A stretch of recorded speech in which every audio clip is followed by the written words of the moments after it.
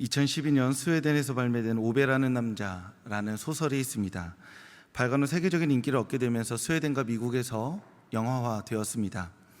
우리나라에서는 톰 행크스라는 유명한 배우가 주연을 맡아서 포스터 보고 계시듯이 오토라는 남자라는 제목으로 소개되었습니다. 혹시 보신 분들이 계실지 모르겠습니다. 이 영화의 주인공은 오토입니다. 그런데 세상에 이렇게 까칠까칠한 사람이 있을까 싶습니다. 제가 경상도에 내려와서 이렇게 까칠까칠한 사람들이 있을 때 낭창하다라고 하는데 정확히 맞는 건지는 모르겠습니다. 아무튼 좀 까칠까칠하고 예민한 사람인데 영화 안에서 왜 예민한지 이유가 나옵니다. 사랑하는 아내가 있는데 결혼 생활 중에 불의의 사고로 이제 하반신 마비를 겪게 되면서 장애를 가지게 됩니다. 그러면서 휠체어를 타기 시작하는데 남편 입장에서는 휠체어를 탄 아내를 돌보며 생활하기 시작하니 이 세상이 전부 다 불친절하게 보였던 것입니다. 그래서 늘 아침마다 일찍 일어나서 그 동네와 주변 아내가 갈 곳들을 보면서 순찰하듯이 돌보는 게 이 남편의 일과가 되었습니다. 그리고 휠체어로 들어갈 수 없는 곳, 휠체어가 배려받을 수 없는 곳마다 민원을 제기하고 성질을 부리다 보니 그 까칠까칠한 성질이 자신의 진짜 성격이 되어버렸던 겁니다. 즉 그냥 원래 성격이 나빠서가 아니라 사랑하는 아내를 지켜주기 위해서 성격이 까칠해진 노년의 남성이 되어버린 겁니다. 오토에게는 아내만큼이나 소중한 것이 있었는데 바로 자신이 하고 있는 일이었습니다. 이 영화 안에서는 14살 때부터 일을 시작해서 철도회사의 기술직으로 평생 40년을 넘게 다닌 것으로 나옵니다. 그러다가 회사가 합병을 하게 되면서 고령의 숙련 노동자인 그리고 고임금의 오토가 정년퇴직에 대한 압박을 받게 되었고 그로 말미암아 오토는 정년퇴직을 하게 됩니다. 사랑하는 아내가 떠난 지 6개월이 되었을 때 오토는 그렇게 일마저 퇴직하게 됩니다. 아내의 빈자리를 일로써 메워가던 오토는 이제 일마저 퇴직하게 되자 더 이상 자신의 삶에 그 빈자리를 메울 방법을 찾지 못합니다. 워낙 성실했기에 일을 열심히 했고 워낙 아내를 사랑했기에 아내에게 몰입했던 그 삶이 이제 끝나고 나니 허무함과 공허함으로 그리고 상실감으로만 남아버린 것입니다. 더 이상 사랑할 사람도 아낌없이 자신을 쏟아부을 일도 없어졌습니다. 오토는 그렇게 자신의 삶에 의미가 되었던 모든 것을 잃어버리고 나자 결국 내 스스로 삶을 마감해야겠다는 극단적 선택을 하면서 그 계획들을 세워나갑니다. 이 영화는 그 계획들을 세워가며 그 계획을 실행하려고 할 때 일어나는 일들을 담고 있습니다. 성경에서 오토와 비슷한 경험을 한 이가 있을까요? 저는 가장 먼저 야곱이 떠올랐습니다. 사랑하는 아내 라헬을 잃고 후에는 그녀에게서 낳은 요셉까지 잃었다는 소식을 듣는 순간 야곱은 이렇게 고백합니다. 창세기 37장 35절 말씀 함께 읽겠습니다. 그가 그 위로를 받지 아니하여 이르되 내가 슬퍼하며 수올로 내려가 아들에게로 가리라. 아멘. 야곱은 요셉을 따라가겠다며 오래도록 슬퍼했습니다. 요셉을 잃은 슬픔은 그토록 깊은 상처를 야곱에게 남기고 만 것입니다. 야곱이 남은 11명의 자식들을 사랑하지 않았을까요? 물론 요셉을 더 사랑해서 채색옷을 입혔다라고는 나와 있습니다. 그렇다고 해서 11명의 자식들을 정말 아무것도 아닌 것처럼 여기지는 않았을 겁니다. 당연히 그 11명의 자식을 사랑하지만 그럼에도 불구하고 요셉을 더 사랑했던 것이죠. 그럼에도 불구하고 어쨌든 요셉이 죽었습니다. 우리가 아주 잔인하게 이야기하자면 12명의 아이 중에 하나를 잃은 것뿐이겠죠. 그 한 아이를 잃었다고 해서 11명의 아이가 사라지는 것은 아닐 겁니다. 그러니 그렇게 내가 요셉을 따라가겠다고 말하는 야곱의 심정을 이해하지 못하는 면도 있을 수 있습니다. 하지만 정말 사랑하는 사람을 또는 사랑하는 어떤 것을 내가 마음을 간절히 쏟았던 그것을 빼앗겨 본 사람, 잃어버린 사람은 이 야곱의 마음을 충분히 이해할 것입니다. 야곱의 마음에는 11명의 자식들을 사랑하는 그 마음의 자리가 있고, 또 요셉을 특별히 사랑했던 마음의 자리도 있었던 겁니다.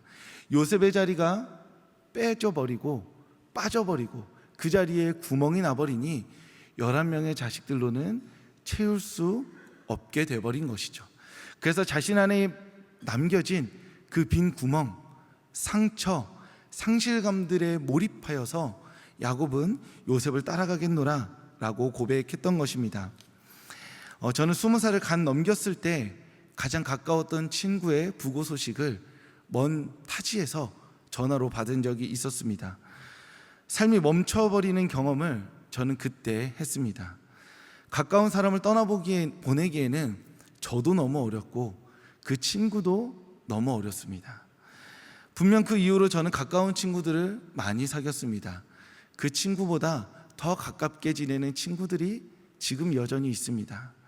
그럼에도 불구하고 마음 한구석에 그 친구를 떠나보냈던 그 시절의 쓸쓸함이 언제나 한구석에 남아 있습니다.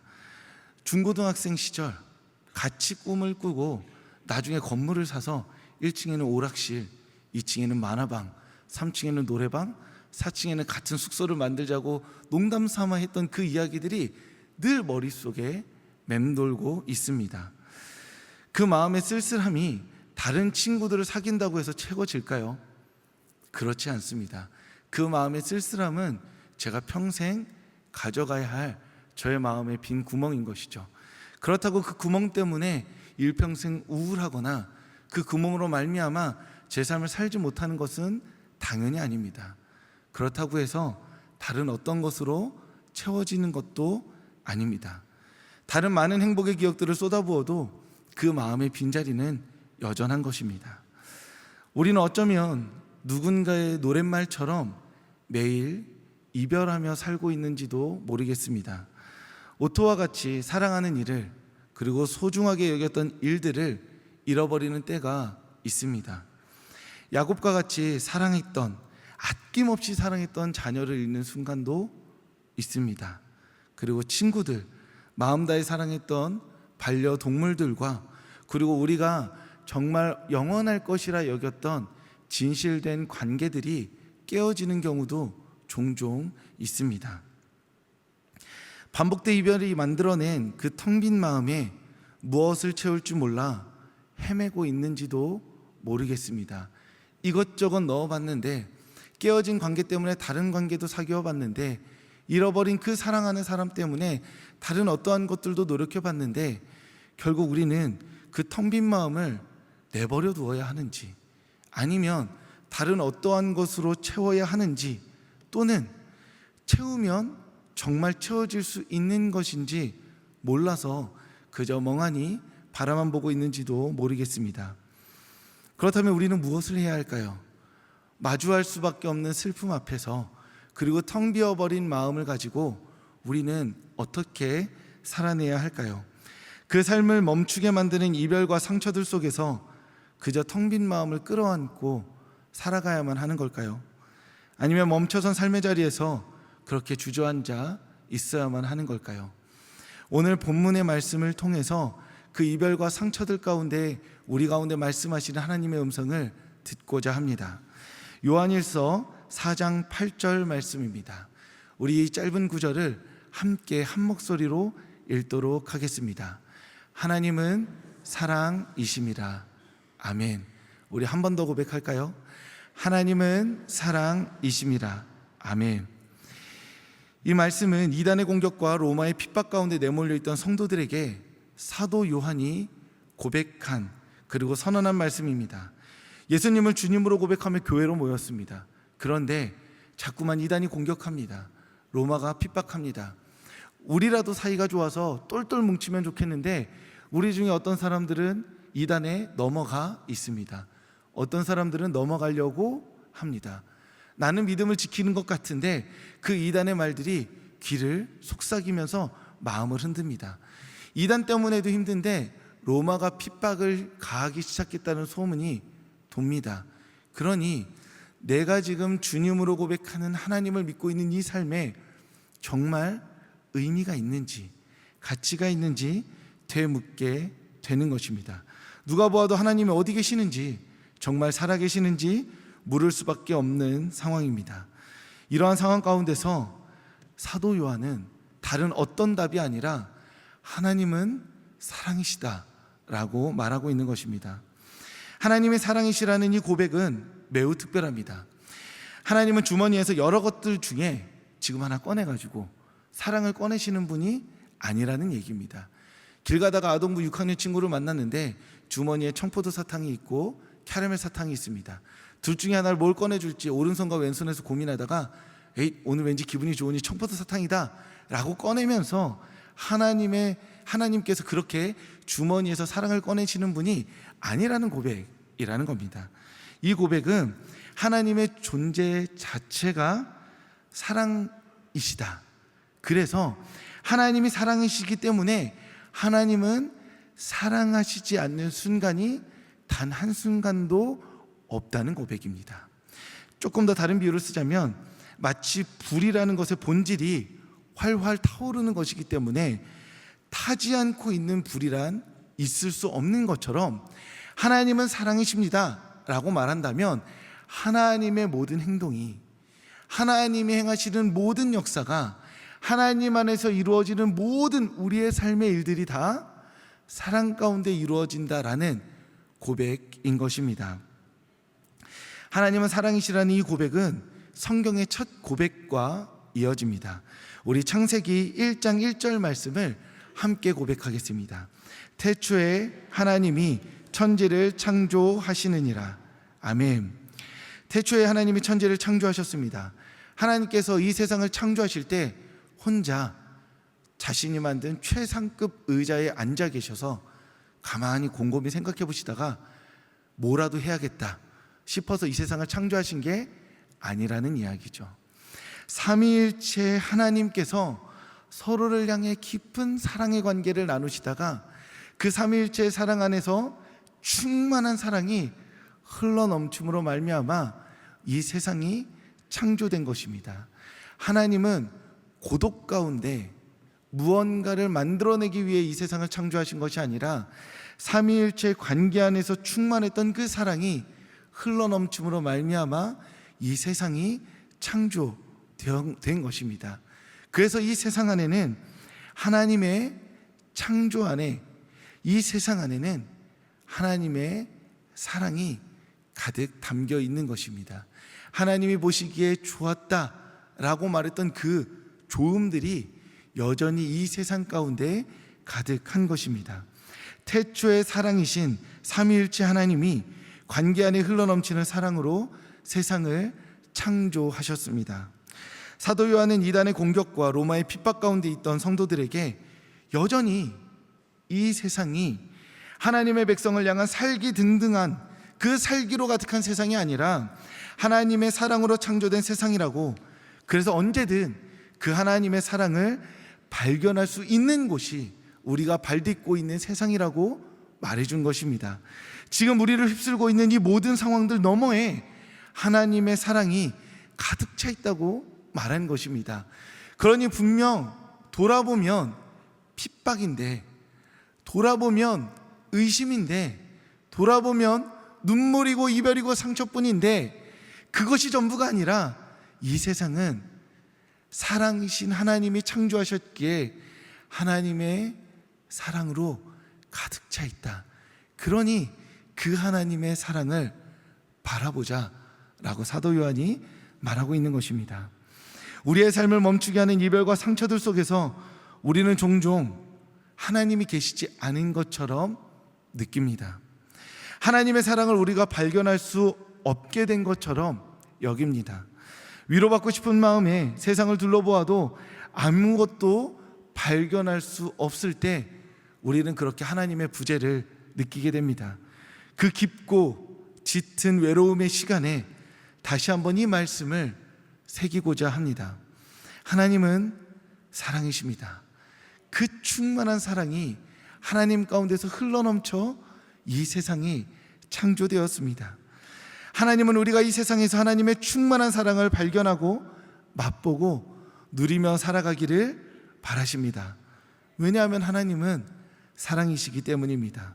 혹여 이 세상이 내가 사랑하고 아끼는 것들을 때마다 뺏어가는 그러한 심술궂은 곳이라는 생각이 드신다면, 더 이상 사랑을 발견할 수 없는 메마르고 척박한 땅으로 여겨지신다면, 그래서 길을 잃고 방황하며 어찌해야 할 바를 모르고 그 자리에 주저앉아 계신다면, 오늘 다시 한번 이 짧은 구절을 우리의 마음 가운데, 성도님들의 마음 가운데 깊이 믿음으로 새기시기를 바랍니다.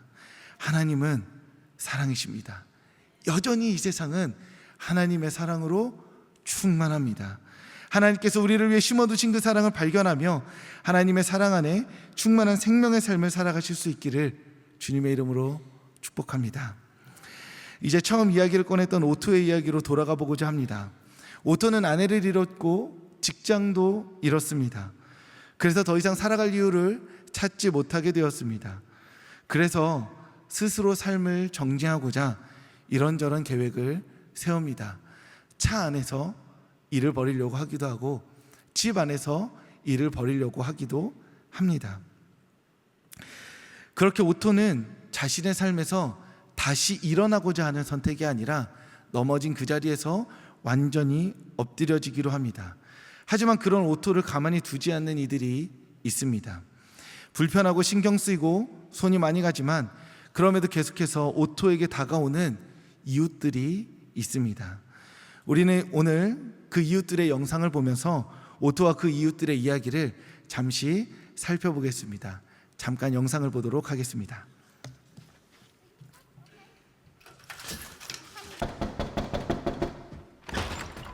Hi. Hey, Hi. Otto, what is it you want? I brought you some food. So, Okay. Okay. Bye.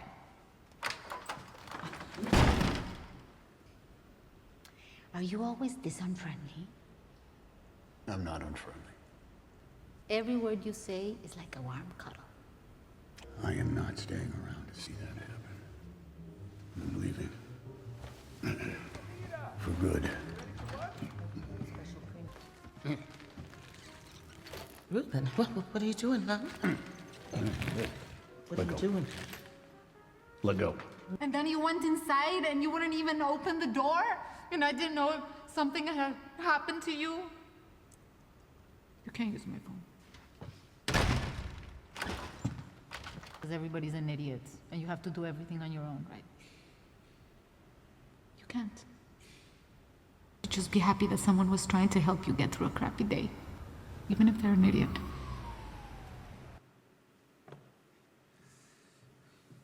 몇몇의 이웃들이 나옵니다. 그 중에 그 부부가, 젊은 부부가 나오죠. 멕시칸인데 들어와가지고 오토가 자살을 시도하려고 할 때 때마다 등장해서 문을 두드리고 귀찮게 합니다.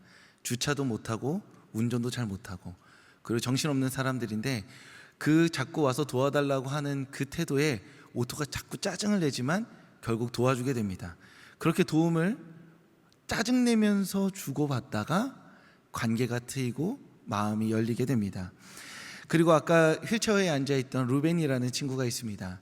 어릴 적부터 오래된 친구인데 그 친구가 정신은 멀쩡한데 몸이 저렇게 움직일 수 없게 되었습니다.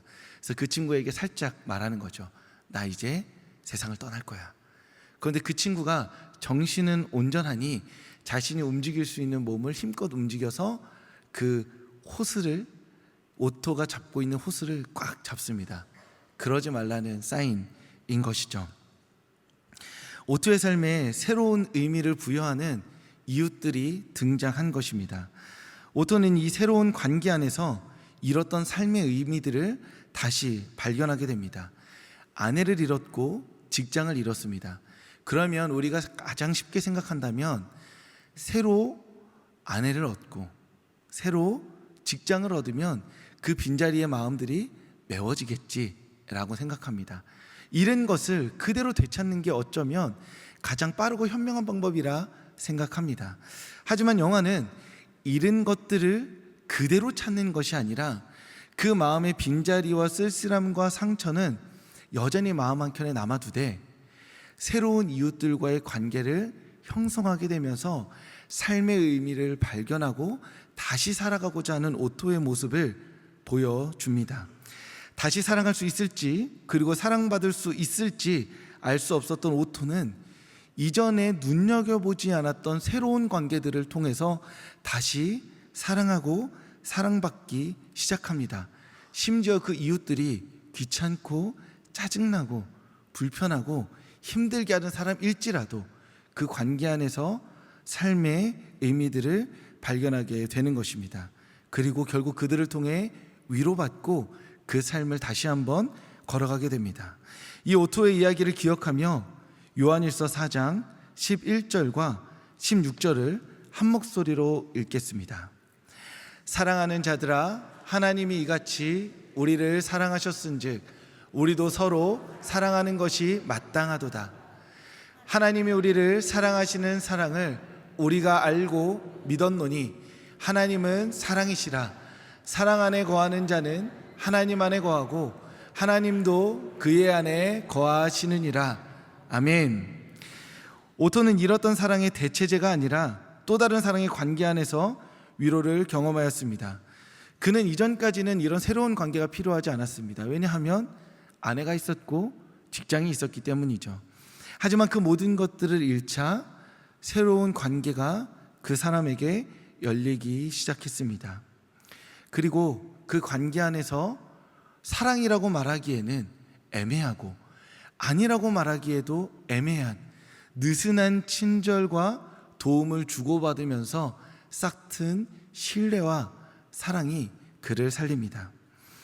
하나님의 말씀과 같이 서로 사랑할 때 우리의 사이에 다른 어떤 것을 넣는 것이 아니라 사랑을 채워나갈 때 그 사랑 안에서 활동하시면서 위로하시고 은혜를 베푸시며 치유하시는 하나님을 경험하게 되는 것입니다. 사도 요한은 하나님의 사랑을 경험하기 위해서 높은 산과 깊은 바다로 가라고 하지 않았습니다. 서로 사랑하라고 하였습니다.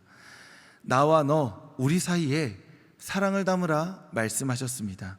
하지만 그것이 결코 쉽지 않다는 것을 누구보다도 저는 잘 알고 있습니다.